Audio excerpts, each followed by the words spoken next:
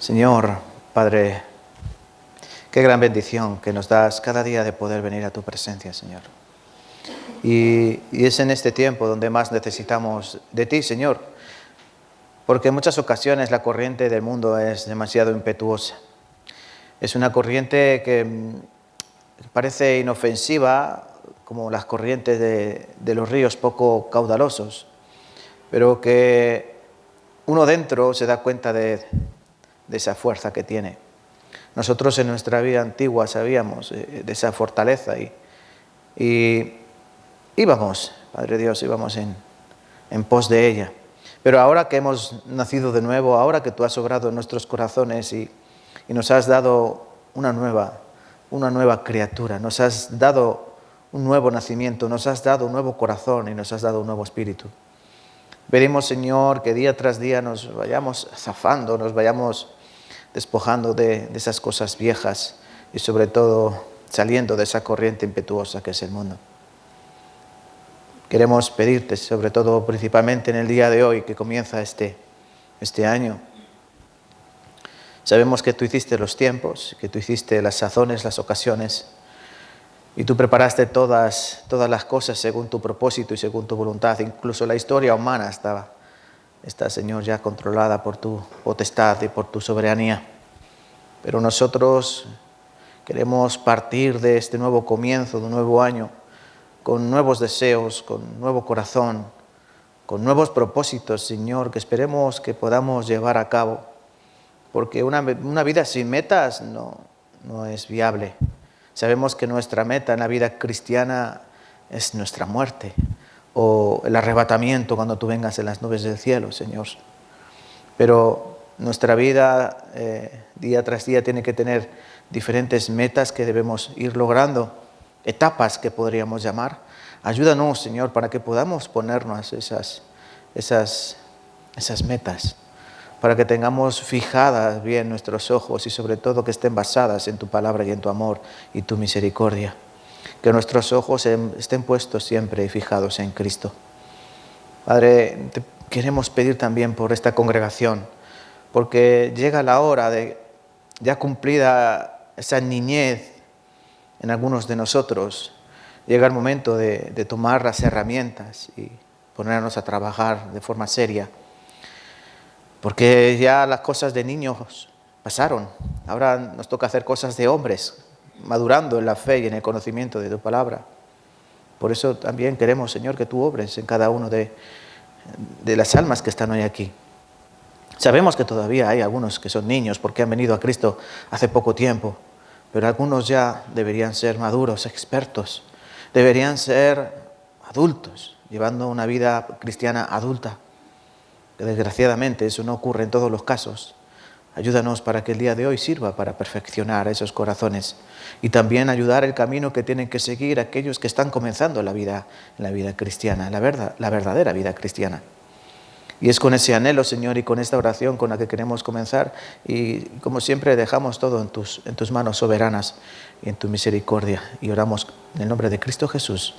Amén, amén.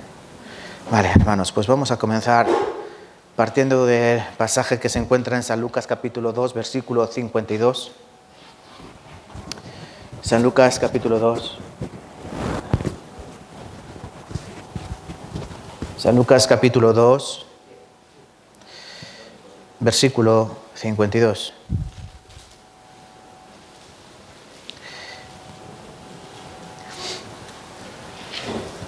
San Lucas capítulo 2, versículo 52. ¿Lo tenemos? Vamos a leer al unísono, a una sola voz. San Lucas capítulo 2, versículo 52.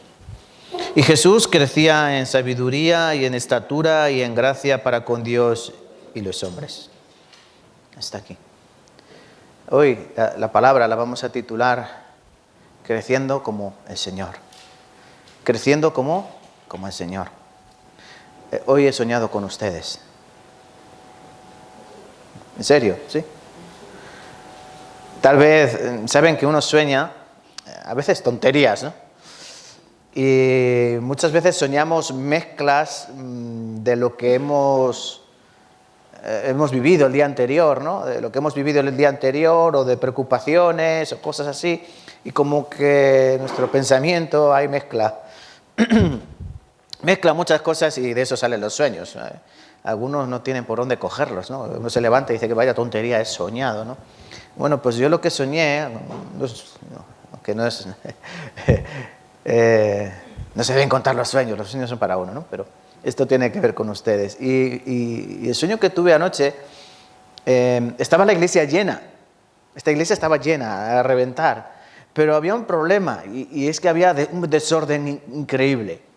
De tal manera que había por aquí, algunos caballeros estaban por aquí, y los niños corriendo, y estaba todo muy desordenado. Yo estaba predicando y la gente estaba como que haciendo lo que le daba la gana. Y yo estaba diciendo, no, hermanos, estamos comenzando mal el año. De verdad lo pasé mal. ¿Por qué? Porque la iglesia estaba llena, pero había mucho desorden, y yo me sentía frustrado, me sentía mal. Y yo creo que he soñado esto como estuve preparando la palabra de hoy. Y es que la edificación de la iglesia, o cómo crecer la iglesia, aquí como he dicho el título es Creciendo como el Señor, y yo estaba esforzándome en cómo a los hermanos puedo ayudarles, ¿no?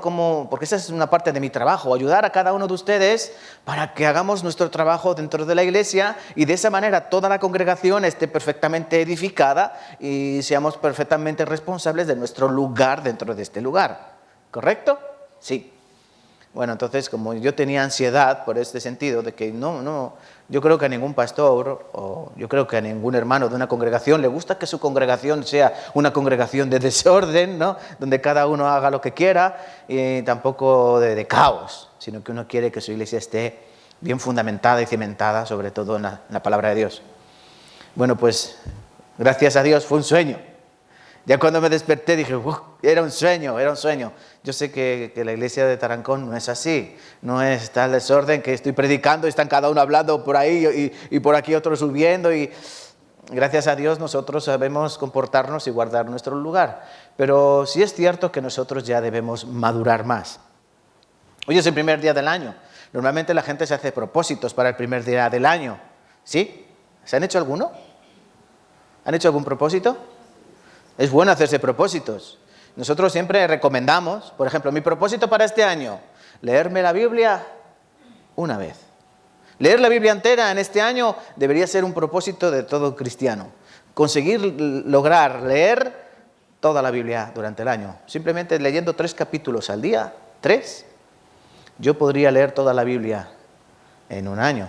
No vale leer 3 veces siempre, por ejemplo, los Salmos, ¿no? 3 capítulos de Salmos, no, se trata de 3 capítulos consecutivos, diferentes, para leer toda la Biblia.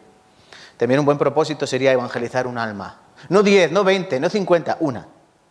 Es decir, este año un alma tengo que evangelizarla. Y evangelizarla no es hablarle la palabra de Dios, sino conseguir que ese alma, o esa alma, venga, escuche la palabra y se quede. Eche raíces en este lugar. Ese también sería un buen propósito, ¿verdad? Una. De tal manera que si ustedes, cada uno de ustedes trae en este año un alma, una, ¿cuántos seríamos el año que viene? El doble. Y si ese año que termina, cuando termine, cada una de esas almas trajese otra alma, ¿cuántos seríamos el siguiente año? El doble. Pero seríamos el cuádruple, ¿no? De este año. Cada uno. Así, multiplicándose. De eso se trata. También sería un buen propósito. Como estos, puede haber muchos propósitos. Por ejemplo, un buen propósito para este año sería: este año quiero madurar. Antes iba a gatas. Este año quiero andar. Quiero madurar. Adelante. Quiero madurar. Quiero crecer en Cristo. Quiero amar más a mis hermanos. Quiero vivir más para Cristo y vivir menos para mí. Ese también es un buen propósito. Bueno, yo lo dejo en sus manos, pero sí sería bueno, les recomiendo, cuando uno hace un propósito, escríbelo. ¿Han escuchado? Cuando uno hace un propósito, escríbelo. Para que esté de tu puño y letra en un cuaderno. será más fácil que lo lleves a cabo. Porque si está en tu mente de pez lo borra. Tu mente de pez lo disipa. Pero si está escrito, cada vez que lo veas, esto lo tengo pendiente, esto está aquí, y tú te esforzarás en conseguirlo. Bueno, dicho esto, yo voy al grano, porque hoy quería tardar algo menos. Creciendo como el Señor, Lucas capítulo 2, versículo 52, os vuelvo a leer. Y Jesús crecía en sabiduría y en estatura y en gracia para con Dios y los hombres. Bueno, nosotros vamos a aprender cómo creció nuestro Señor Jesucristo. Este pasaje de capítulo 2 de Lucas nos cuenta la historia de cuando Jesús, de niño, dice que Él crecía en conocimiento, Él crecía como los niños tienen que crecer. Como todo lo que está vivo crece, el Señor crecía. Y el Señor, aprovechando cumplidos 12 años, sus padres van a Jerusalén a una de esas fiestas que en 3 ocasiones al año tenían que visitar todo judío.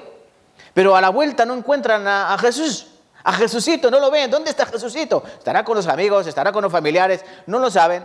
De tal manera que durante varios días lo buscan, no lo encuentran y vuelven a Jerusalén. Y he allí que te va, que lo encuentran en el templo enseñando a los escribas, a los fariseos, a los doctores de la ley, de la palabra. Admirados que un niño con 12 años estuviese predicando la palabra de aquella manera. Obviamente el que estaba predicando era el autor de la palabra. El que estaba predicando era el Dios Todopoderoso. Desgraciadamente, encerrado en un cuerpo de niño. Pero su sabiduría era tal que aquellos hombres ancianos, muchos de ellos, se asombraban de aquella sabiduría.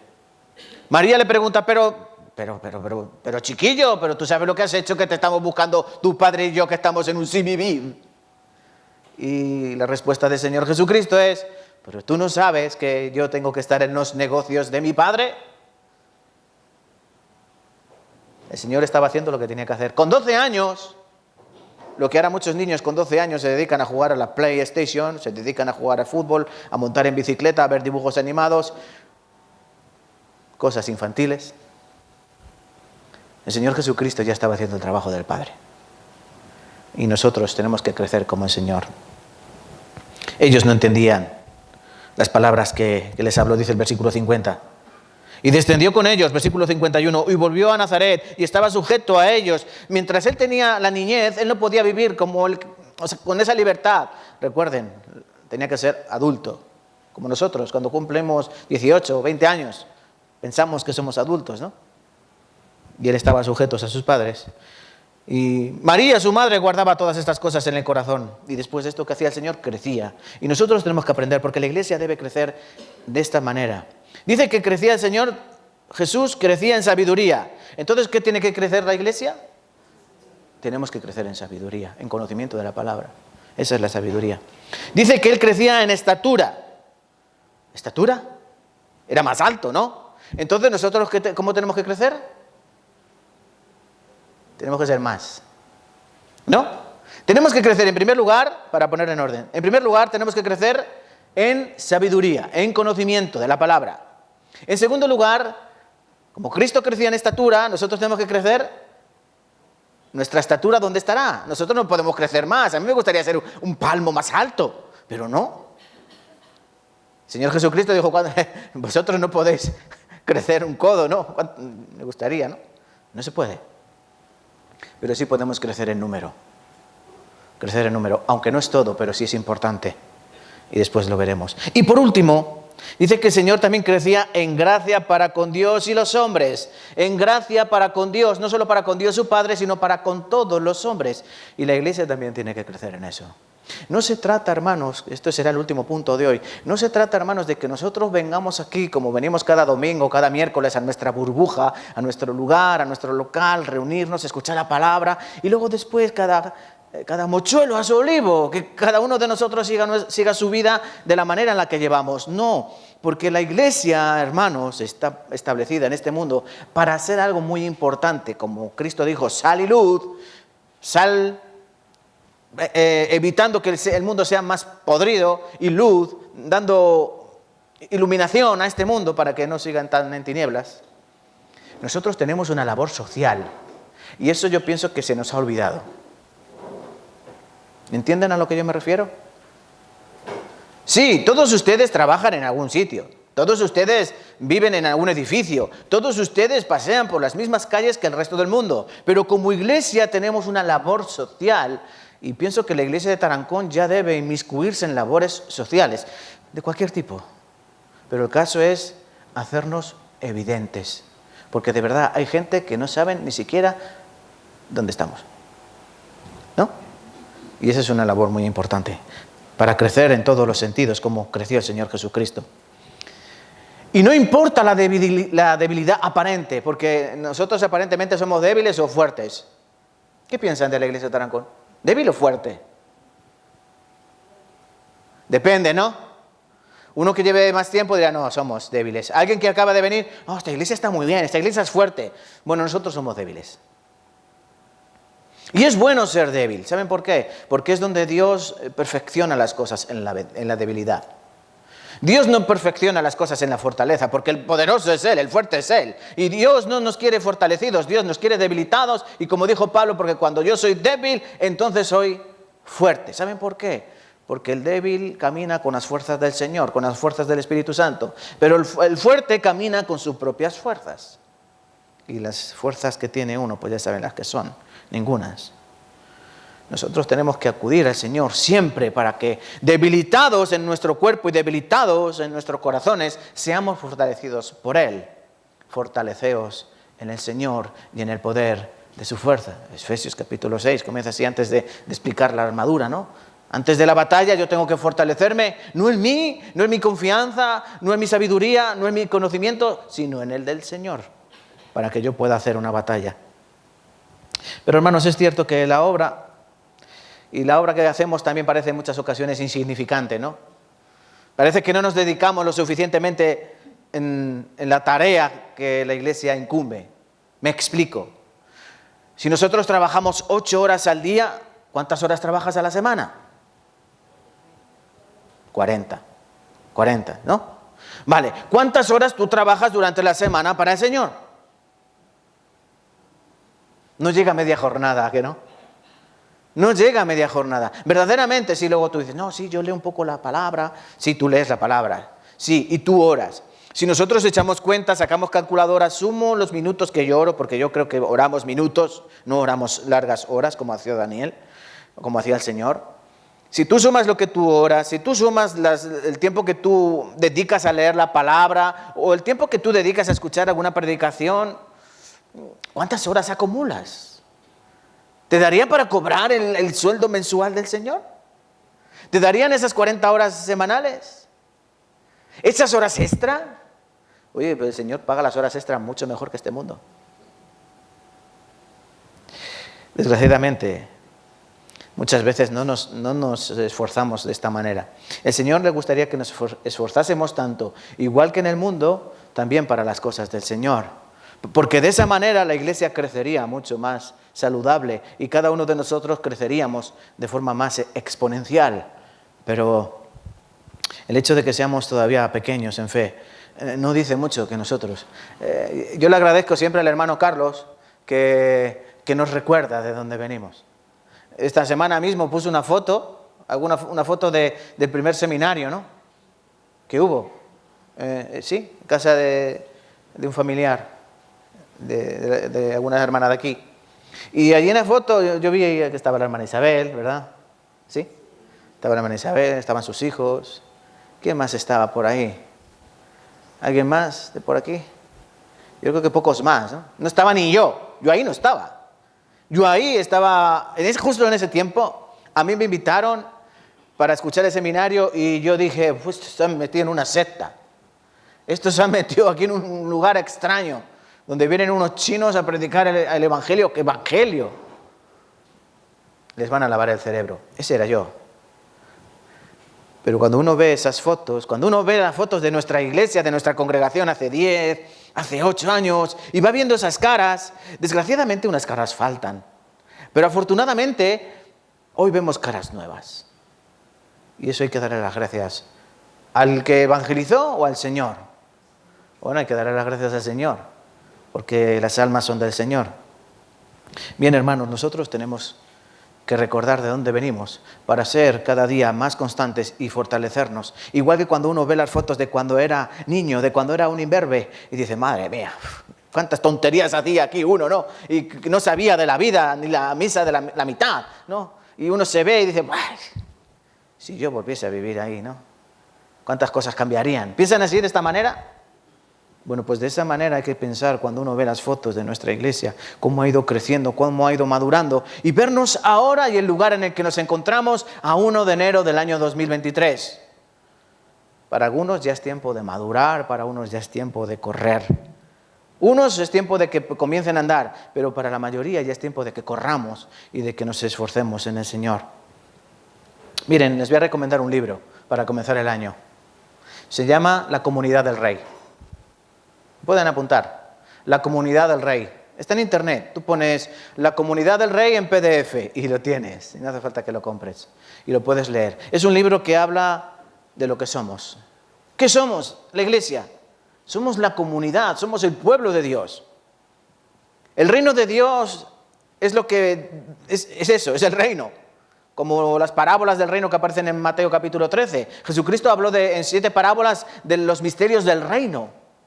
Bueno, ¿y quiénes son los súbditos de ese reino? Nosotros.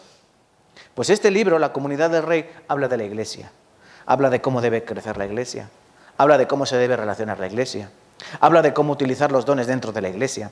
Habla de muchas, es decir, de todas las cosas que incumben a la iglesia. Entonces se lo recomiendo. De hecho, yo he basado parte de esta predicación en este libro. Y es bueno. Entonces, para comenzar, hermanos, si queremos crecer como el Señor, aunque parezca que nuestra obra es débil, tenemos que fijarnos en estas cosas que el Señor creció. Conocimiento de la palabra, crecer en estatura, en número, y crecer en el servicio a Dios y a los hombres. Bueno, ¿y eso cómo se hace? Vamos a aprenderlo, ¿no? Pero en primer lugar me gustaría preguntar, sobre todo a los hermanos que llevan más tiempo en esta congregación. Yo no voy a puntuar, estaría bien puntuar a veces, ¿no? Pero yo no voy a puntuar lo bien que lo hemos hecho, lo mal que lo hemos hecho, pero piensen verdaderamente, si cada uno de nosotros, desde el pastor o desde el evangelista que estaba hace unos años, o el hermano presidente, o los pastores que han pasado por aquí, y todos los hermanos que han estado en este lugar, si cada uno de nosotros hubiésemos hecho bien nuestro trabajo, ¿qué piensan? ¿Habría más almas o menos almas? Habría más, ¿no? Habría más almas, creo yo, ¿no? Sí, habría más almas. Entonces quiere decir que no hemos hecho todo lo que podríamos haber hecho. Bueno, vale, pues eso nos sirve de excusa ahora. Es como, vuelvo a repetir, es como cuando tú eras niño y te recuerdas en esas fotos de niño y sabes que allí no hiciste bien las cosas. Y de aquellos barros estos lodos. Entonces tú dices, pero ahora yo quiero hacer las cosas mejor, ahora yo quiero cambiar. Y aquello que yo hice mal, yo ahora lo voy a hacer bien. Bueno, ese es el propósito de esta predicación. Entender lo que hacemos mal y ubicarnos para hacer las cosas como debemos hacerlas para el Señor. ¿Entienden? Porque de esa manera nosotros creceremos como el Señor. Si no, no podremos crecer y seguiremos siendo pequeños, débiles y pocos. Y créanme, tampoco es muy importante ser muchos. Yo creo que Pablo nunca, si ustedes ven las cartas de Pablo, nunca pone el énfasis en que si eran muchos o eran pocos. Y no me imagino las iglesias con pocos números. Por ejemplo, la de Jerusalén crecía, un día 3.000, otro día 5.000. ¿Te imaginas crecer así? De día en día 1.000, 5.000, sería wow, maravilloso, ¿no? Pero los apóstoles y Pablo no ponen el énfasis en el número, pero sí ponen el énfasis en una cosa, en la calidad. No importa el cuantitativo, cuántos somos, sino importa lo cualitativo, la calidad de los que somos, la calidad de los que estamos. Si somos calidad, denominación de origen, o si somos marca blanca.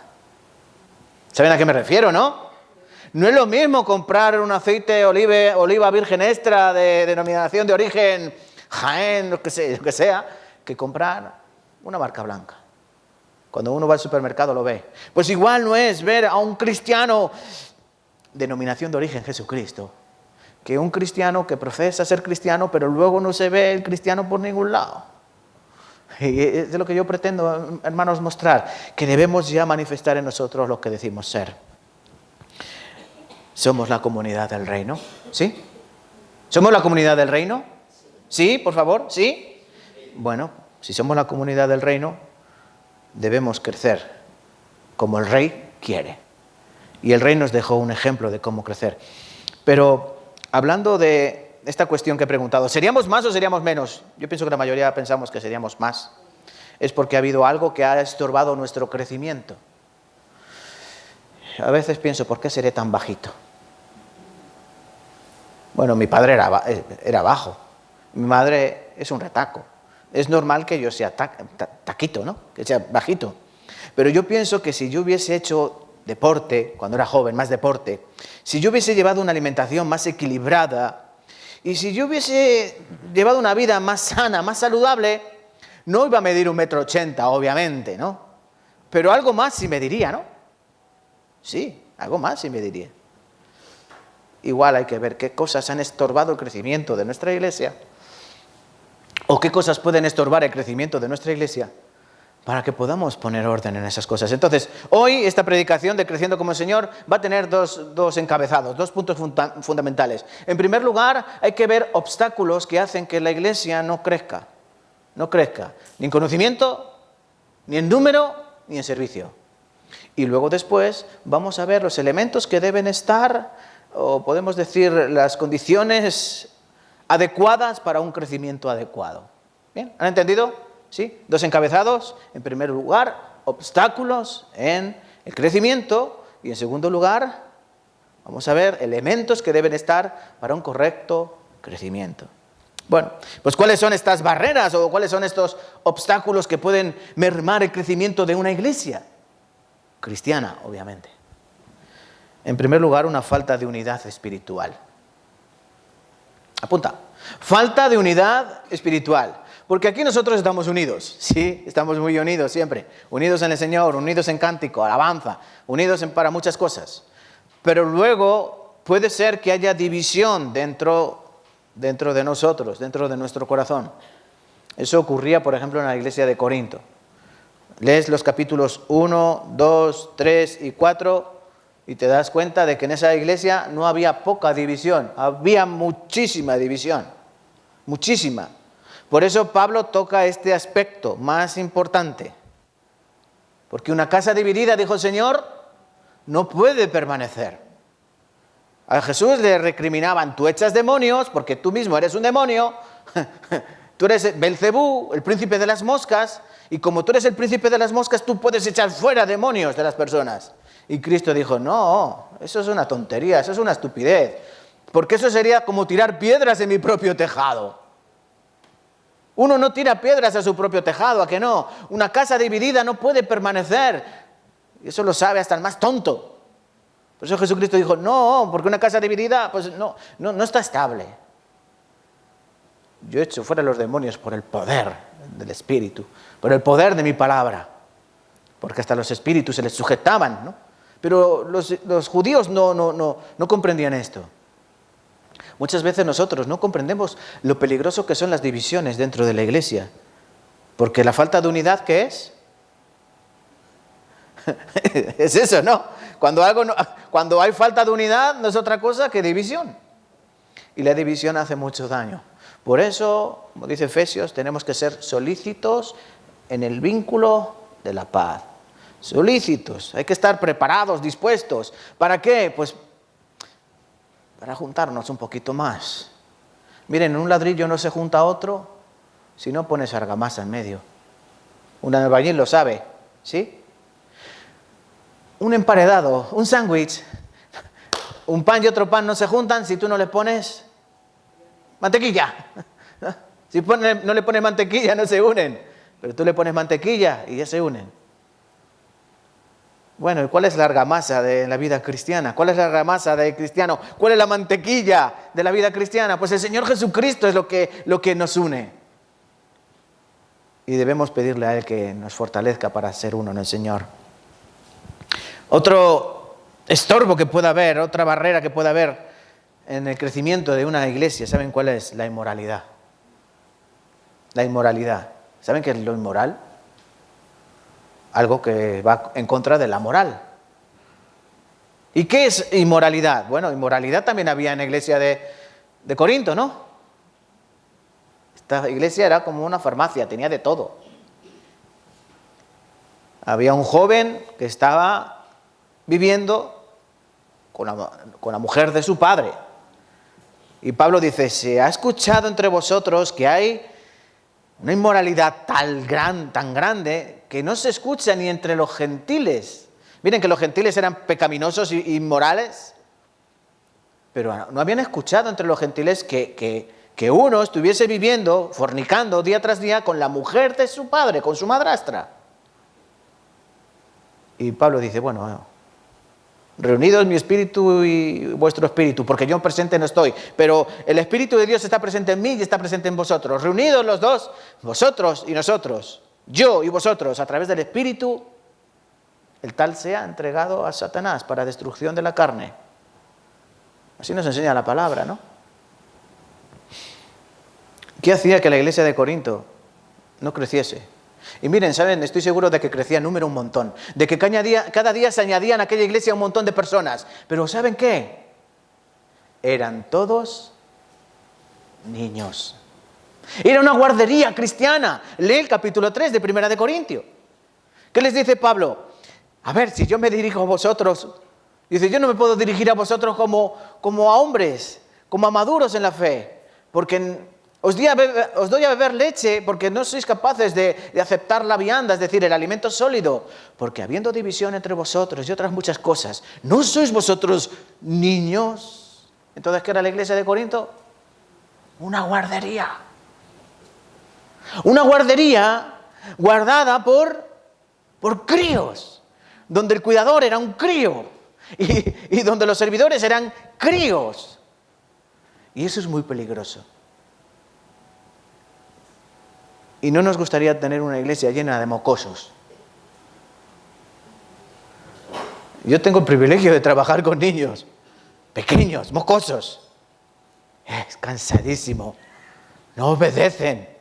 Son cabezones, son tercos. Dice la palabra, el corazón del niño, la mente del niño está ligada a la necedad. Los niños les gritas y por más que les grites... Yo hay veces que me dejan a cargo de la clase de 3 años, imagínense, 24 niños de 3 años, y les gritas.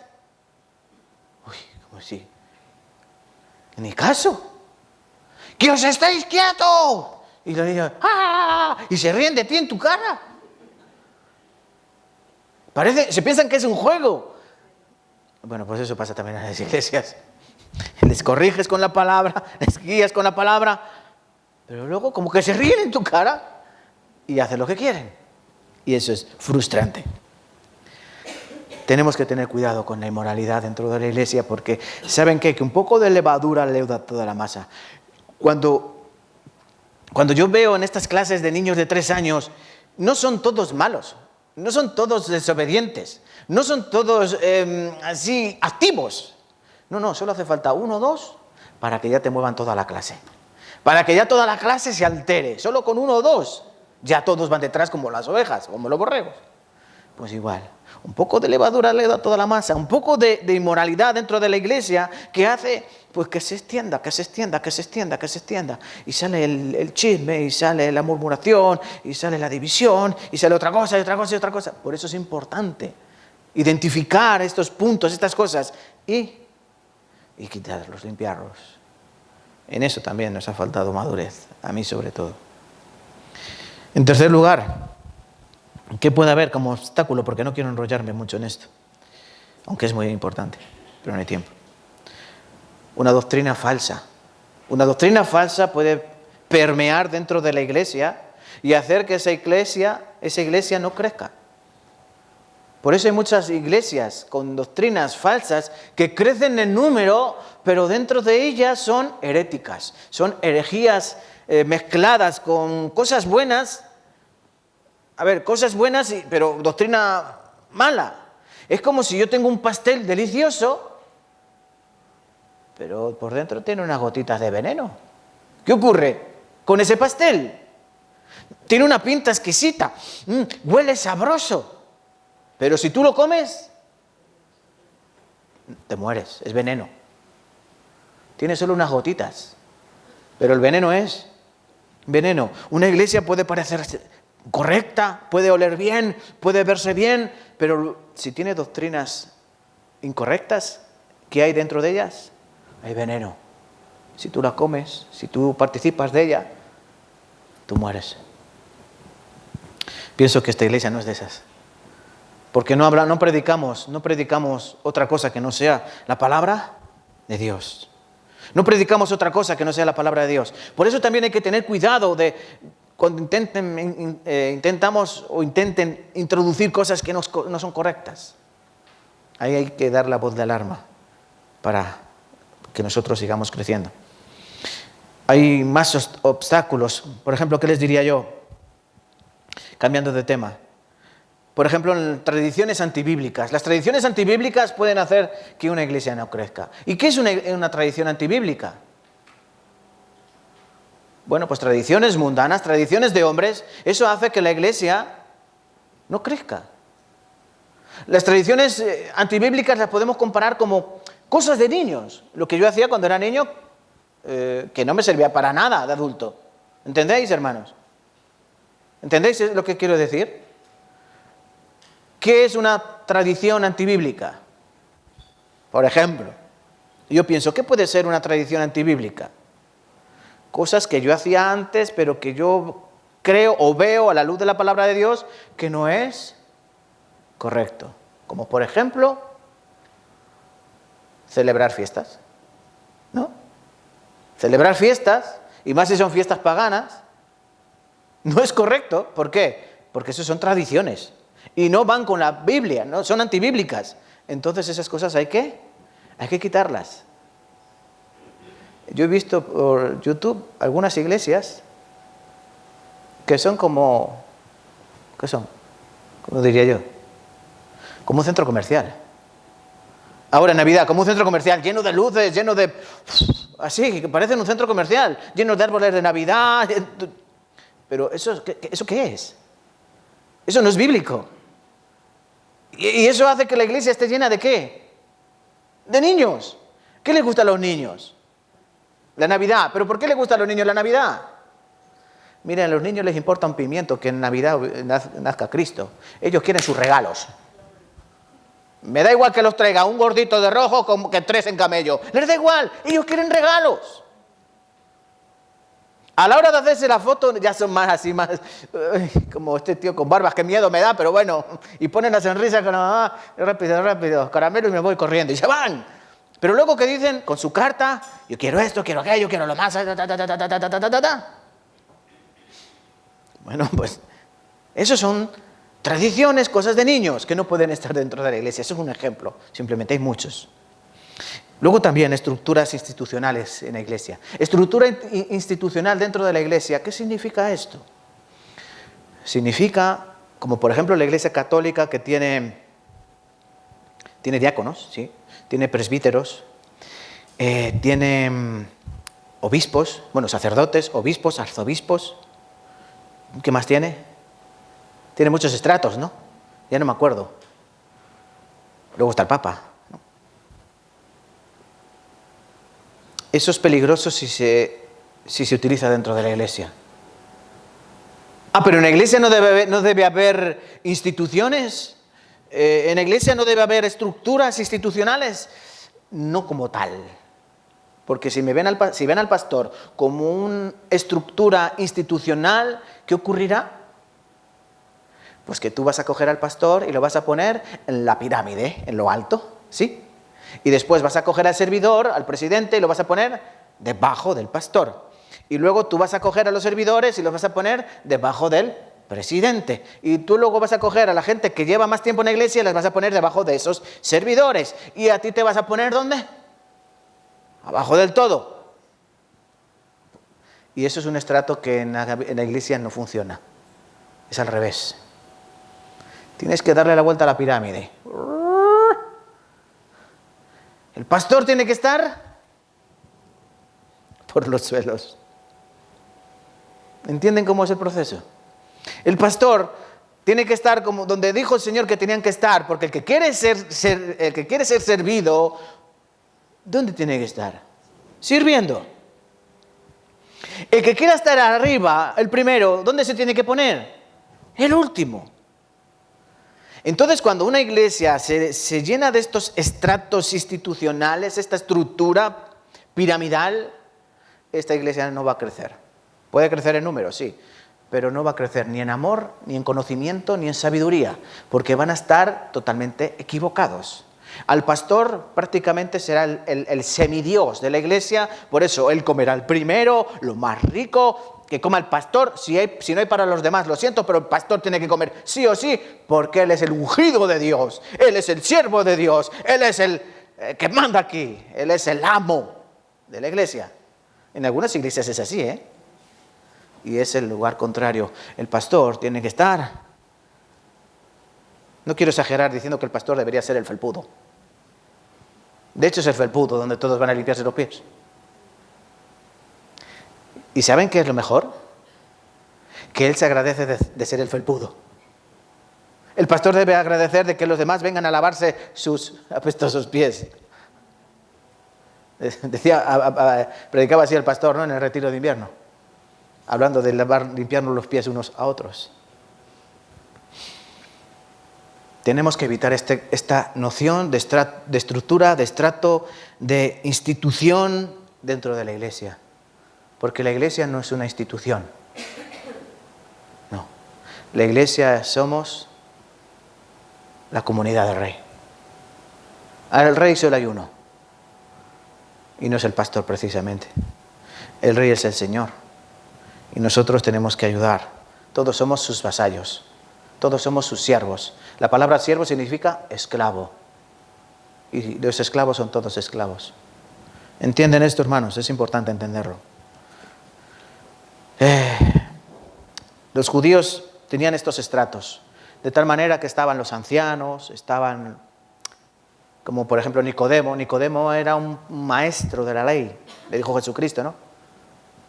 Y ellos estaban en estratos de saduceos, fariseos, escribas, donde cada uno tenía su parcela, donde cada uno tenía su tal. Y el Señor Jesucristo rompió ese molde. Y cuando dijo, por ejemplo, en Lucas 5, dice que el vino nuevo, ¿dónde hay que echarlo? El vino nuevo se echa en odres nuevos y el vino viejo en odres viejos, porque no puedes echar el vino viejo, o sea, el vino nuevo en odres viejos. ¿Por qué? Porque el odre se rompe y se pierde el vino. ¿Qué está explicando el Señor Jesucristo? Que hay que acomodar lo nuevo a lo nuevo y lo viejo a lo viejo. Las cosas viejas pasaron, ahora son hechas cosas todas nuevas. Y tú no te puedes acomodar a lo viejo. Nuestra vida antigua sí estaba en estratos, donde ¿quién manda? El rey, luego el presidente, después del presidente los ministros, y después los presidentes de la comunidad, después el alcalde, los concejales, y tú estás ahí, el obrero común. Bueno, eso vale para este mundo, pero no vale para el reino de Dios, no vale para la ciudadanía de Dios, donde todos nosotros hay que darle la vuelta a esa pirámide y reconocer que el que está abajo es el que sirve. ¿Dónde está nuestro Señor Jesucristo?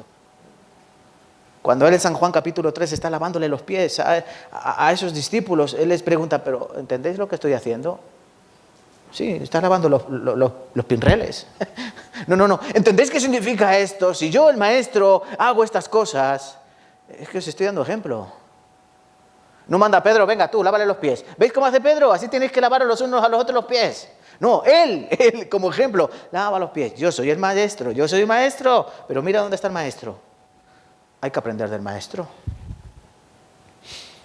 Hay que echar lo nuevo, lo viejo, lo viejo. Otros obstáculos que pueda haber, y esto a veces me da pena. ¿Por qué? Porque sí es cierto que nosotros participamos en cierta medida de esto. ¿Y saben qué es? En primer lugar, dependencia de edificios. Dependencia de edificios. Tenemos un local grande, ¿sí? ¿Está bonito? Sí, podría estar más bonito. Pero muchas veces nos centramos en eso, en el edificio. Pero durante 200 años las iglesias no tuvieron edificio. ¿Sabían esto? Durante 200 años, 2 siglos, los cristianos no tenían local, no tenían un lugar donde reunirse. De tal manera que las iglesias que eran la casa de fulanito, la casa de menganito, la casa de Filemón, las casas de los discípulos, la casa de los discípulos en Cristo. Esas eran las iglesias. Pero hoy en día dan más importancia al edificio que a qué. Que a lo que está dentro del edificio. Eso hace que la iglesia pueda crecer, nuevamente repetir, en número, pero no crece en amor. Ustedes que en su hogar, ¿qué cuidan? ¿Tú le das más importancia a pintar las paredes de tu casa, arreglar las goteras, cambiar el mobiliario? Estoy cansada de este mueble que lo tengo 5 años, voy a cambiarlo. Cambiando esto, cambiando aquello.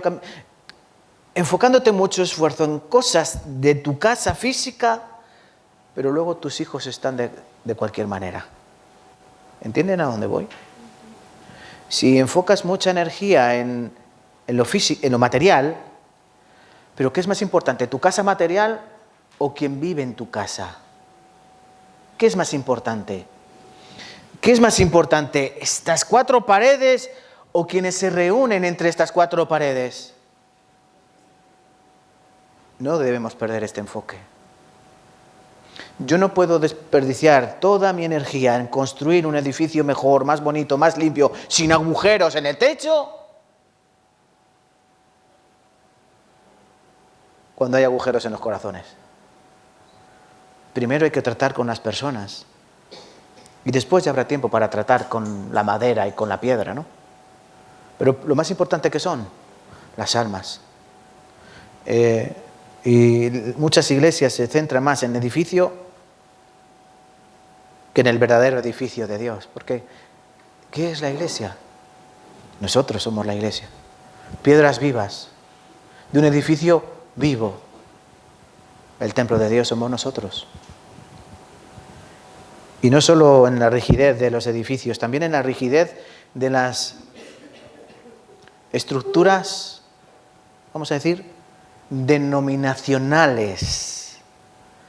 Esto también es muy peligroso, porque nos volvemos muy, ¿cómo diría yo? Muy celosos de mi denominación. No, que yo soy pentecostal y de ahí no me saca nadie.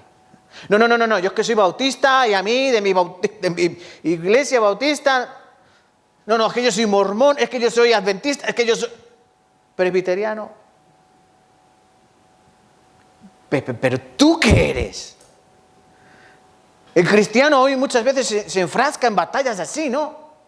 No, es que a mí yo prefiero la iglesia pentecostal de toda la vida, de pam, vamos a alabar al Señor, así. Y a mí dame 1 hora, 1 hora y media de alabanza y 20 minutos de palabra. No me des más porque me duermo. Te estás enfrascando, te estás asentando ¿en qué? En una rigidez de denominación, porque en tal denominaciones se hace tal cosa. ¿Y en las bautistas qué? No, aquí más de 20 minutos cantando, no, que esto no es una discoteca. Aquí palabra. Que no es malo, que no es malo. Pero que no nos podemos encasillar, que no nos podemos meter en una botella. Que Cristo hizo libres a los hombres y tenemos libertad para alabar al Señor, para aprender la palabra de Dios. Tenemos libertad para comer juntos, tenemos libertad para hacer muchas cosas.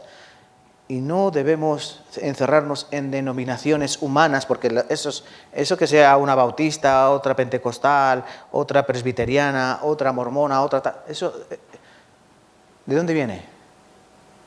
Eso viene de los hombres. Eso viene de los hombres. Uno hace la iglesia según su gusto y dice, esta es la iglesia de Julián. ¿No? ¿Tú te imaginas ¿Por qué tanta división dentro de las iglesias? Porque se reunieron unos cuantos y dijeron, ¿a ti qué te gusta? ¿Más alabanza o menos? A mí más alabanza. Bueno, más alabanza, pues sí, es importante que venga la gente, tal. Le damos alabanza, le damos fiesta, le damos alegría. Para aquellos que les gustan esas cosas, esa iglesia es buena. Pero otros dicen, no, es que a mí no me gusta de tanto jaleo, yo soy más tranquilo, a mí me gusta lo serio, lo sobrio, a mí me gusta aprender. Bueno, pues aquí vamos a hacer aquí un grupo selectivo donde aquí se va a aprender muchísimo, pero alabar tampoco mucho porque la gente luego se despista, está luego en la fiestuki y tal. ¿Entienden, hermanos? Bueno, pues eso también es otro estorbo. Ay, cuántas cosas, ¿no?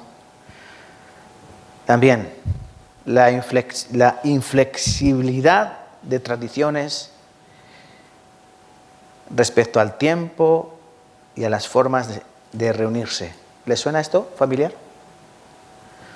Inflexibilidad a la hora de reunirse y el tiempo en el que nos reunimos. Yo pienso que somos culpables también en esto, que somos demasiado rígidos en lo que hacemos. Y yo pienso que no hay que ser tan rígidos.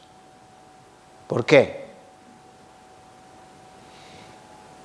Porque no somos robot. ¿Somos robot? Un robot que esté así acostumbrado a hacer siempre el mismo movimiento es un robot.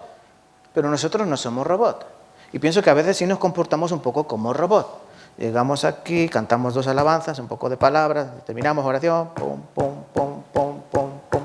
Es como si tú todos los días, ¿qué comes? Chope, y mañana chope, y pasado chope, y chope, y chope. Y eso la gente que hace, que entres en una monotonía o en una rutina, y al final vas a venir a la iglesia por rutina, y vas a hacer unas determinadas cosas por rutina, por monotonía, y la monotonía enfría, ¿o no? Sí, la monotonía enfría. Por eso hay que salirnos un poco de esa monotonía.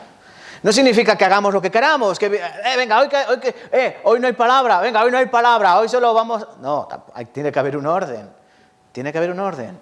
No puede convertirse esto en una anarquía.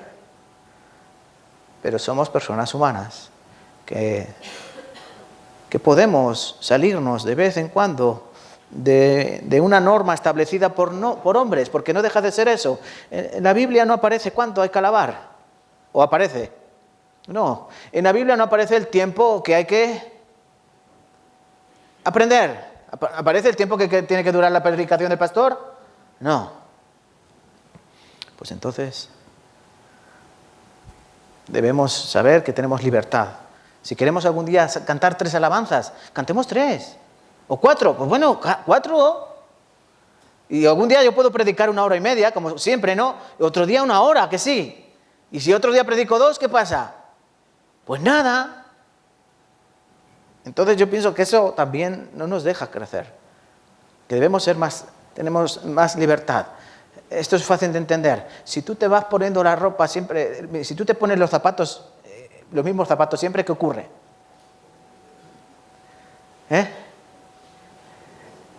Tu pie no crece.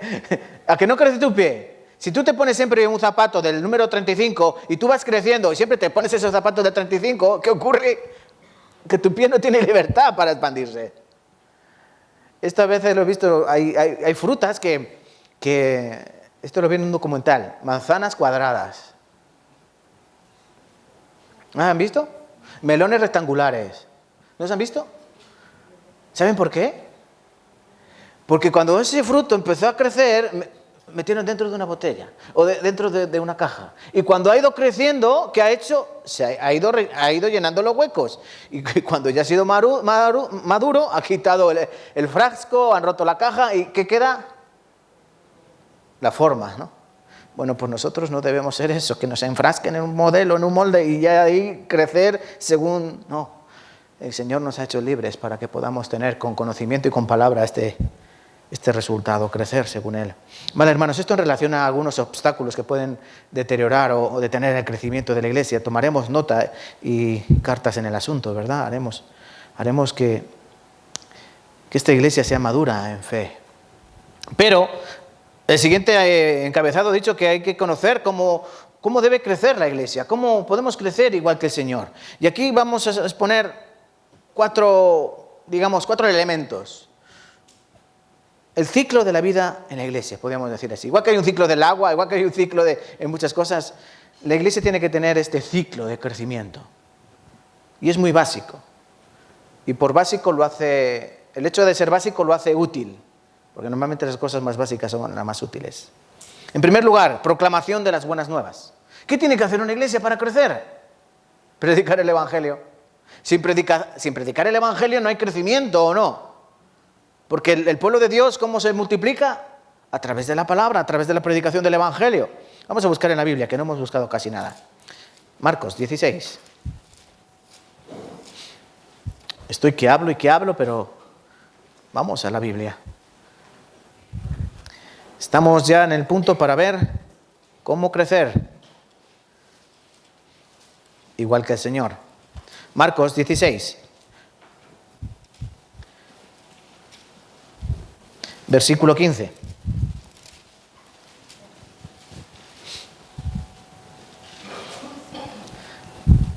Marcos 16, versículo 15 al 18, vamos a leer. Y les dijo: id por todo el mundo y predicad el Evangelio a toda criatura. El que creyere y fuere bautizado será salvo, mas el que no creyere será condenado. Y estas señales seguirán a los que creen. En mi nombre echarán fuera demonios, hablarán nuevas lenguas, tomarán en las manos serpientes y si bebieren cosa mortífera no les hará daño. Sobre los enfermos pondrán sus manos y sanarán. Pero el versículo 15 dice: id por todo el mundo y predicad el Evangelio a toda criatura. Ese es el primer aspecto que tiene que haber en una iglesia, predicar el Evangelio. ¿Y en esta iglesia se hace? Sí. ¿Pero se hace bien? No. Se hace muy poco. Se hace muy poco, se predica poco. ¿Por qué? Porque muchas veces solo la predicación queda aquí, en estas cuatro paredes, vuelvo a repetir, y aquí retumba, pero eso no sirve. Id por todo el mundo. Id por todo el mundo. Eso es una clave, id por todo el mundo. Obviamente tú no te vas a ir a todo el mundo, no tienes dinero para viajar tanto, ¿no? Pero bueno, allá donde estés, predica la palabra de Dios. Allá donde vayas, allá donde trabajas, allá donde te relaciones, predica la palabra de Dios. Porque sin predicación del Evangelio no hay crecimiento del reino, no hay crecimiento del pueblo de Dios. Predica el Evangelio. 1 Corintios capítulo 9, Pablo está diciendo: mira, a mí me es impuesta la necesidad de predicar el Evangelio. Me es impuesta necesidad, y ay de mí si no anunciara el Evangelio. ¿Por qué Pablo dice ay de mí? Bueno, porque si no predicas el Evangelio es porque verdaderamente no has entendido lo que es el Evangelio. Porque si el Evangelio, que significa buena nueva, buena noticia, no lo compartes, es porque consideras que no es tan buena noticia como para compartirla. Tú algunas noticias las compartes, ¿no? Oye, ¿te has enterado que se ha muerto Ratzinger? No es una buena noticia, que muera alguien no es una buena noticia, pero es una noticia importante, ¿no? El Papa que renunció, se ha muerto ayer, mal día para morirse. Pero la gente lo comenta, lo comparte, una noticia. Oye, Argentina ha ganado el Mundial, Eso ya hace tiempo. Las noticias se comparten, bueno, y la buena noticia hay que compartirla, ¿o no? Oye, que Jesucristo vino a este mundo para perdonar todos tus pecados, que la muerte en el Monte Calvario, esa sangre preciosa, limpió tu putrefacción, limpió hasta al más profundo de tus pecados. Es algo digno de compartir. Pues hay que hacerlo más y mejor para que en este lugar vengan almas para recibir la salvación. Si no lo compartes, no vendrán. Afortunadamente, algunas veces Dios ha obrado y ha traído almas por su propio pie. Bueno, el Señor las ha traído, ¿no? No han venido gracias a nuestra predicación, a la locura de la predicación. Pero prueba, evangeliza, predica, y ya verás los resultados. A lo mejor 5 te dicen que no, pero 1 te dice que sí. Ese es el tuyo, ese es el que Dios lo ha puesto en tu camino para que tú lo traigas a Cristo. Segundo lugar, bueno, primero, proclamar las buenas nuevas. El segundo elemento de este ciclo de vida en la iglesia es multiplicar la congregación. Multiplicación de las congregaciones. Nosotros en este caso estamos limitados. ¿Por qué? Porque Tarancón es un pueblo muy pequeño, 15.000 habitantes. Y aquí no tendría mucho sentido poner otra iglesia, ¿no? Otra iglesia verdadera como nosotros, otra iglesia bautista de Tarancón. ¿Tendría sentido en este pueblo? No. Pero por ejemplo en Madrid sí tendría sentido, porque en Madrid viven millones de personas. Entonces, en ese sentido, ¿qué tienen que hacer los hermanos? Predicar a una familia que se encuentra en tal ciudad, en tal ciudad, en tal ciudad. ¿Para qué? Para que en esa ciudad se levante otra iglesia. Y en otra ciudad, otra iglesia. Por ejemplo, nosotros podríamos ir a otro pueblo, aquí cerquita, ¿no?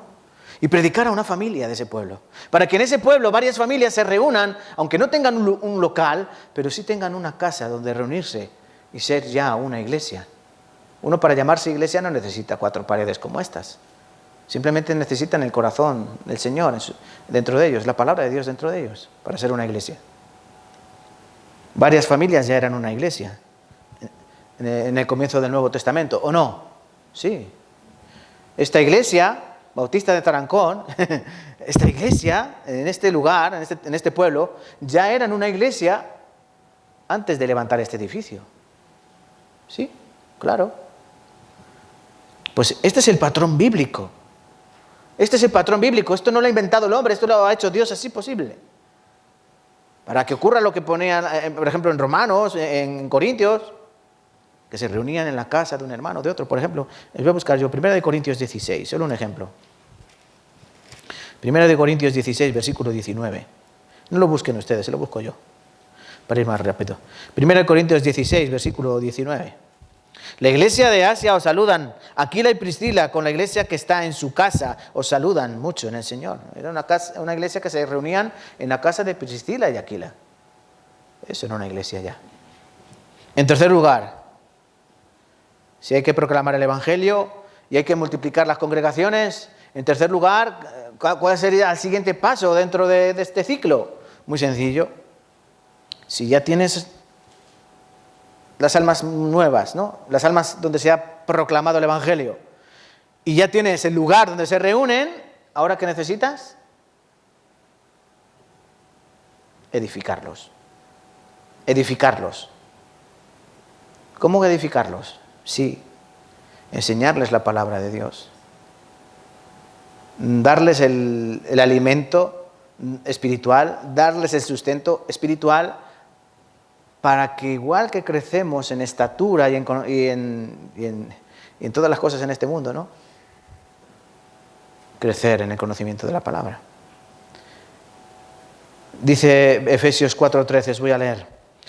Para que todos alcancemos la unidad en la fe y en el conocimiento del Hijo de Dios. Aquí dice, para que el pastor alcance la unidad de la fe y el conocimiento del Hijo de Dios. ¿Dice eso?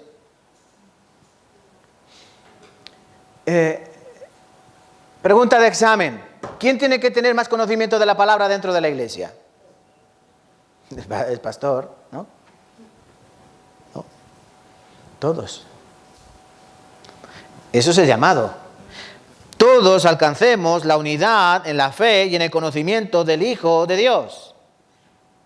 Todos tenemos que conocer bien la palabra. Todos tenemos que tener interiorizada la palabra. Todos. Pero ¿cuál es el problema? Que si tú piensas, bueno, el pastor tiene que ser el más listo, ¿no? Para eso es el pastor, él tiene que conocer mucho más la palabra.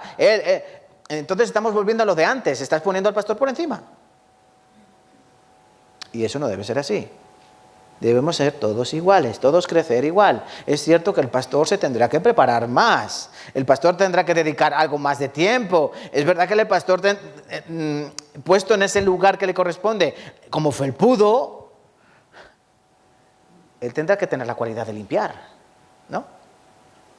Claro, esa es una de nuestras responsabilidades. Pero no exime de que los cristianos digan, yo para qué voy a leer mi Biblia, yo para qué voy a estudiar la palabra, o yo para qué voy a hacer tal cosa o cual cosa si yo llego el domingo y el pastor ya me lo da todo hecho. No, tú te tienes que encargar de estudiar tu Biblia en casa, de memorizar versículos en casa, porque ¿para qué memorizamos los versículos? porque se hace así en la misión. No. Se memoriza versículos para que tú los interiorices y una vez interiorizados tú los puedas poner en práctica. Porque tú algo que no interiorizas no lo puedes utilizar. Para que tú puedas defenderte ante los ataques del adversario. Si tú no sabes la palabra de Dios, tú no puedes combatir contra Satanás. Porque ¿qué es la espada del Espíritu? ¿No lo saben? La Biblia. Es la espada del Espíritu. Según Efesios 6, la armadura, la última dice que es la espada. ¿Qué es?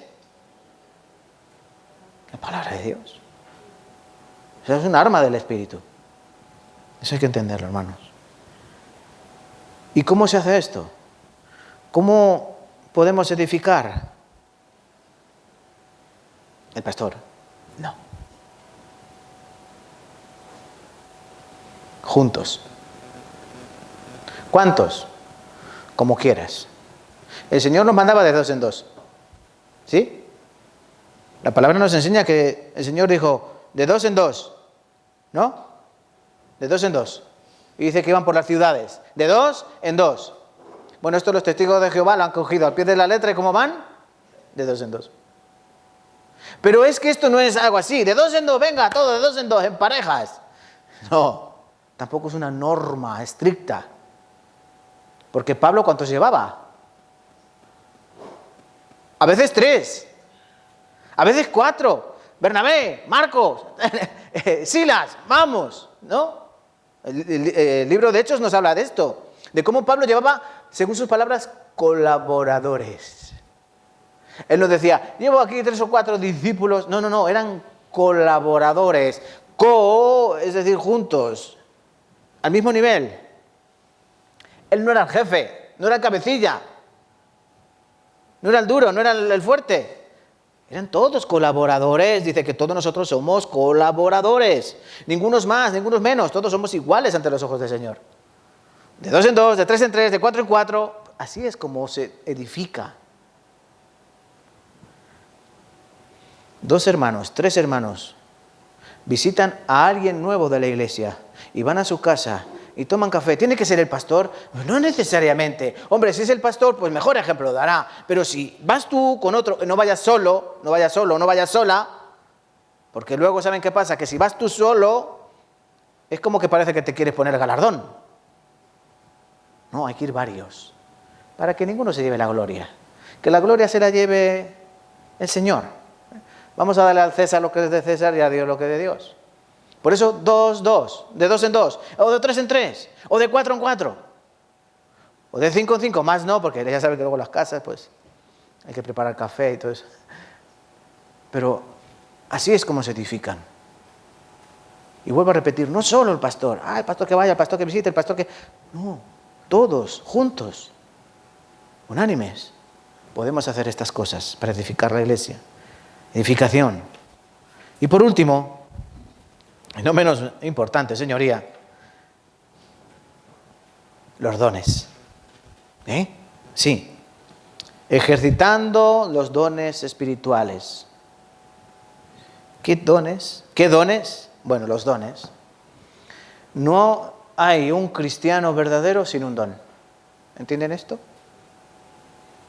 No hay un cristiano verdadero que haya recibido la salvación que no tenga algún don. ¿Cuál? No lo sé. Porque según la palabra, si tú lees Romanos, capítulo 12, por ejemplo, dice que nosotros somos todos como un cuerpo. Vamos a buscar este pasaje. Romanos capítulo 12. 12, 3 al 8. Esto es muy importante también. Para terminar. Romanos 12, del 3 al 8.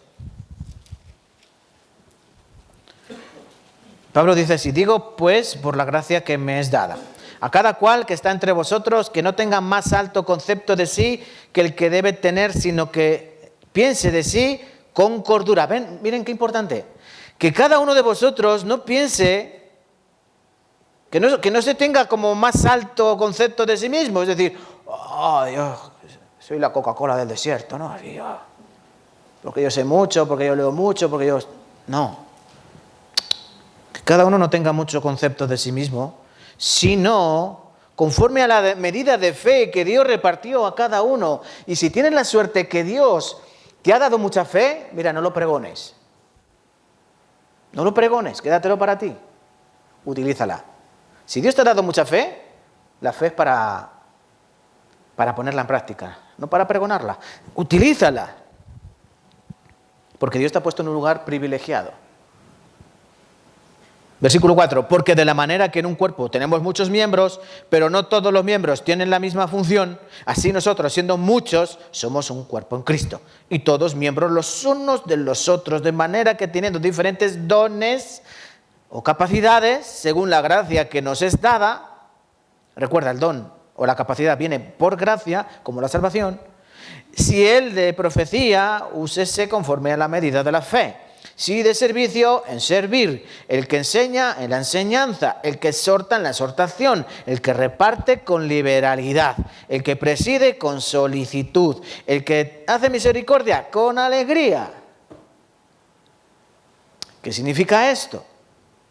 Pues que cada uno, Dios nos ha dado una capacidad, se puede llamar don o un talento, que Dios te lo ha dado para que tú, ¿qué? Lo uses. ¿Para qué? Para edificación de la iglesia. Si tú cantas bien, no es porque tú seas así, porque seas así, es porque Dios te ha dado una bonita voz. Si tú tienes paciencia con los niños y te gusta enseñarles, no es porque tú seas así de bien, de bueno o de buena, no, es porque Dios te ha capacitado para soportar a los niños que no todos pueden. ¿Entienden? Si a ti te gusta mandar y organizar, no es porque tú seas así, es porque Dios lo ha puesto en ti. Úsalo. Pero no te vanaglories. Por eso dice aquí, el que sirve, servir, el que tal, el que exhorta, en exhortación, el de enseñanza, el que enseña, en enseñar. Cada uno tiene que hacer aquello que Dios le ha capacitado a hacer.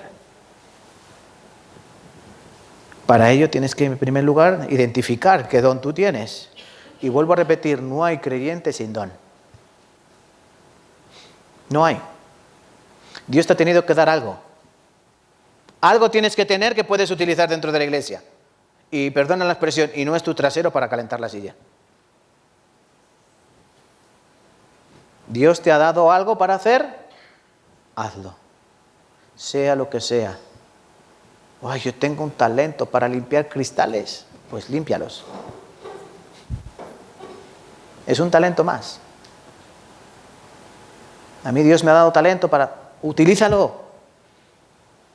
Porque para eso son. Y no solo eso. Esos talentos o esos dones que Dios nos da. Y recuerden que hay varios tipos de dones. Hay unos dones extraordinarios. ¿Cuáles son los dones extraordinarios? El don de lenguas, el don de interpretación de lenguas, el don de profecía, el don de sanidad. Esos son dones extraordinarios que ya cesaron. Dios ya no los utiliza, porque tenían una función determinada. ¿Entienden? Eran una muestra de que los discípulos eran quienes decían ser a través de estos dones. El que hablaba lenguas era porque Dios lo utilizaba para predicar a otros en otros idiomas.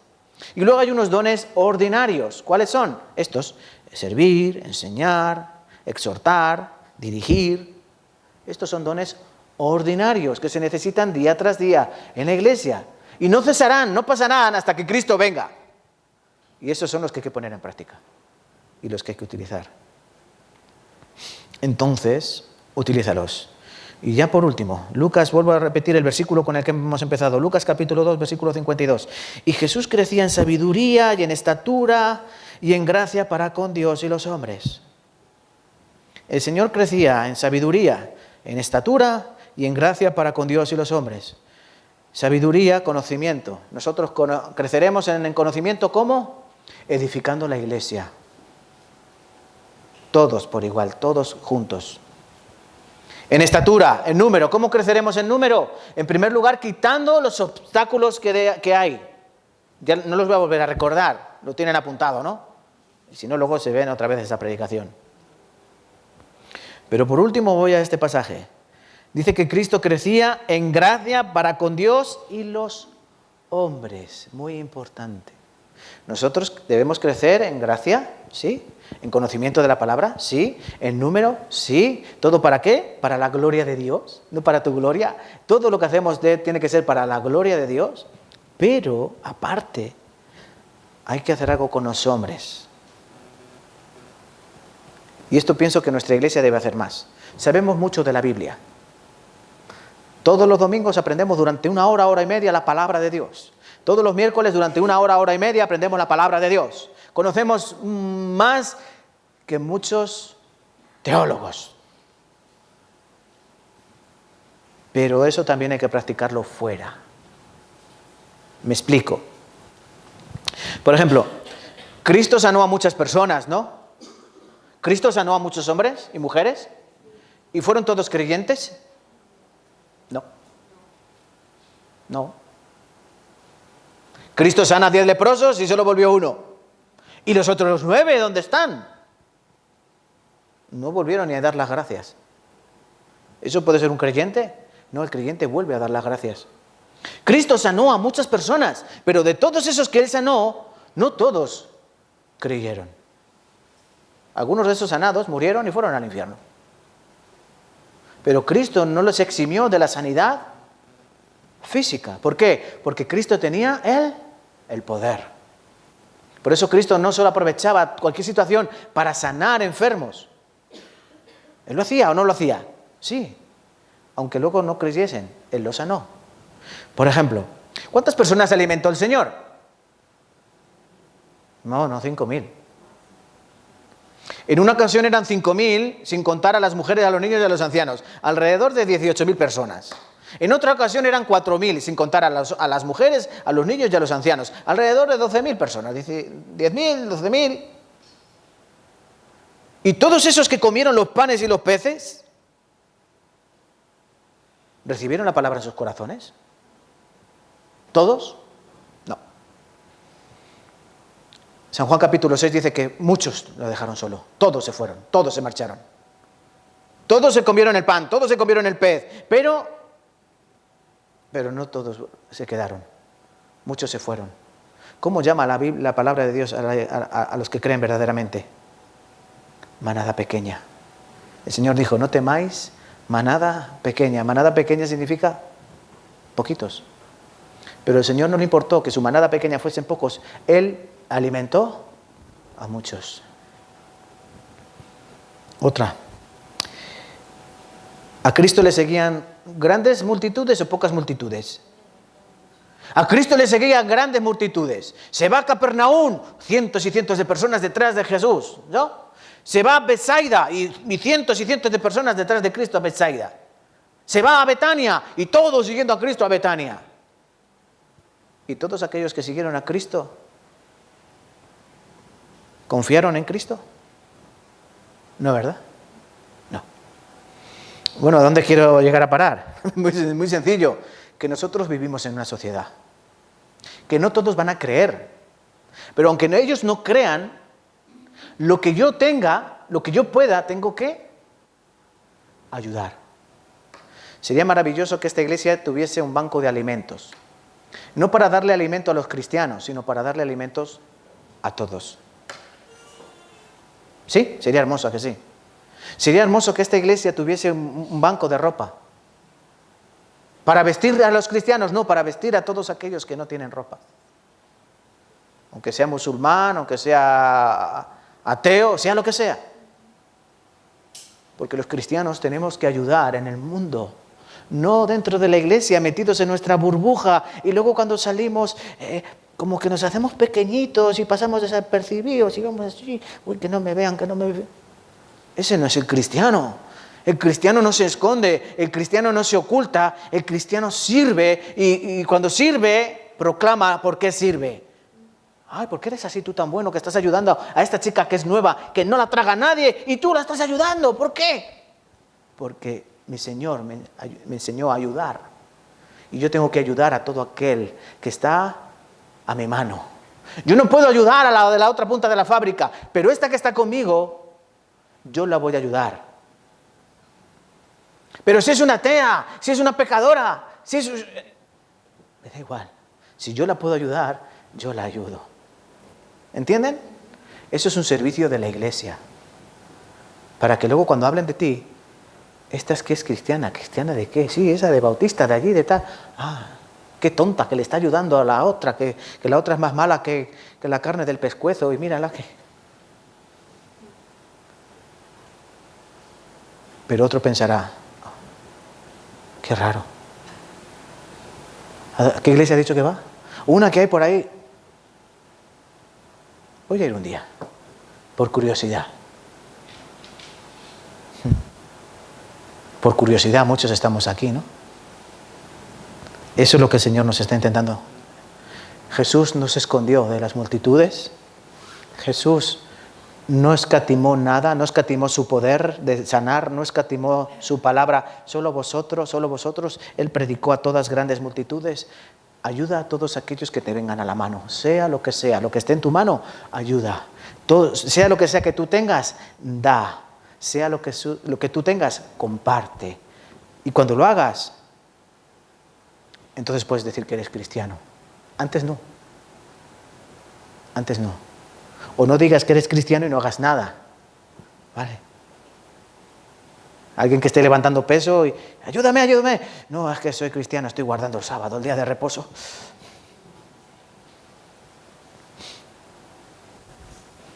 Tenemos que ayudar de esta manera para que cuando vean nuestras buenas obras glorifiquen a vuestro Padre que está en los cielos.